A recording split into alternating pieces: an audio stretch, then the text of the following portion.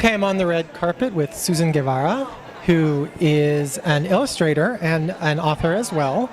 And you may know her from the Chateau series of books, which were written by Gary Soto and illustrated by Susan, which also were a Pearl Belpré medal winner. Two of them were. But you've done something recently, which is, I think, a little bit of a departure for you, and that is you did a piece for a YA anthology, and I wonder if you'd like to tell us a little bit about that. Well, I had 2 weeks to write that piece, and actually the first week I was traveling, so I had 1 week to write that piece. And I just felt that I just felt like it was one of those things where, okay, I have to pull this off. And that's the only thing I've written in fiction that's ever been published. Sometimes a tight deadline is good. Can you tell us a little bit about what it's about? Well, actually, it's written in the voice of a 15-year-old girl who is biracial, and she is dealing with life and death and contemplating her own desire to die, contemplating the death of one of her schoolmates, two of her schoolmates, actually. And there was a lot of criticism about this piece. In what way? Because there's no resolve. It's like 3 paragraphs. But in this piece, I was able to. Had I been able to get this angry when I was 15, I think it would have been helpful. Yeah, I think it sounds like a very challenging piece and important for kids of that age maybe to read. Some of those kids anyway, right?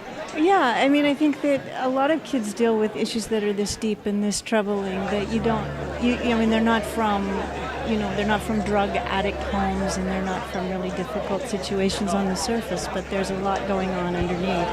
That there are more children, I think, who deal with these type of really deep and profound issues of that existential angst that can't, maybe because of their creative prowess, they can't kind of distinguish between real and imagined, and it makes it a little bit harder for them. But that is their gift, really.